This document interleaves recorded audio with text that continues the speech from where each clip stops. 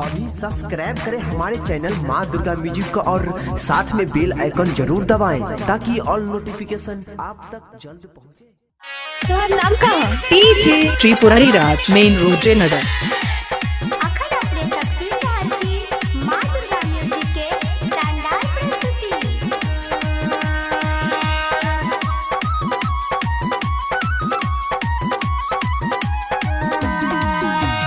मुहुआ फुला के घर में उता घुसल छई हो, हम मुहुआ फुला के घर में उता घुसल छई हो।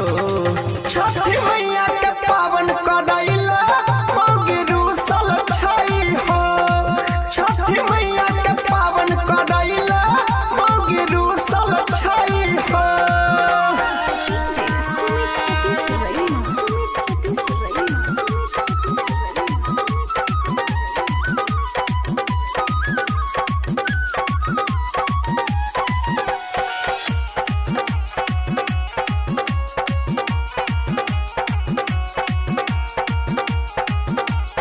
नाम का डीजे त्रिपुरारी राज मेन रोड जयनगर।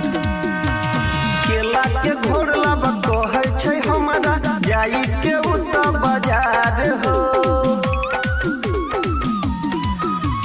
जेबी में हमरा नहीं छै रुपैया छियै हम बड़का लाचार हो।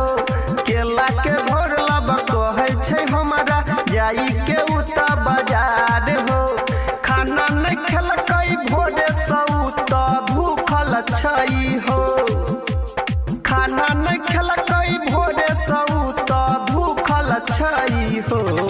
छठी मैया के पावन करैला मौगी रुसल छई हो, छठी मैया के पावन करैला मौगी रुसल छई हो।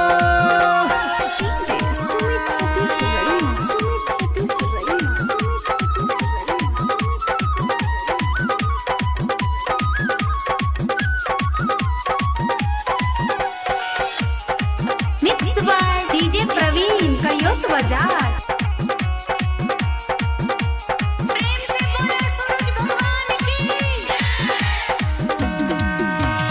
कितनो मनाबी वो करहत बात नहीं हमर मानै छै, झगड़ा लड़ाई करै छै हमरा चारि चारि हाथ फानै छै। कितनो मनाबी वो करहत बात नहीं हमर मानै छै, घर के काम काज छोड़ कऽ पलंग पर सुतल छई हो, हे हो घर के काम काज छोड़ के पलंग पर सुतल छई हो। छठी मैया के पावन करैला मौगी रुसल छई हो, छठी मैया के पावन करैला मौगी रुसल छई हो।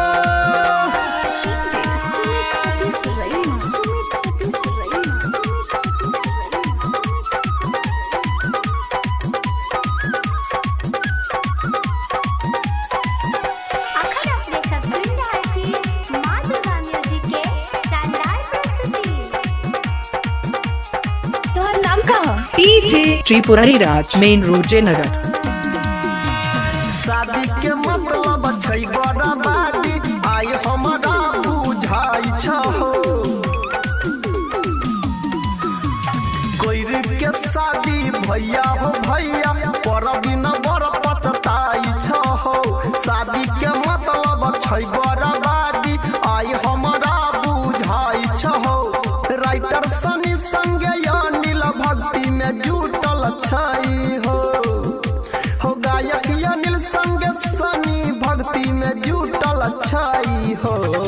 छठी मैया के पावन करैला मौगी रुसल छई हो, छठी मैया के पावन करैला मौगी रुसल छई हो। नाम का डीजे त्रिपुरारी राज मेन रोड जयनगर। बाजार।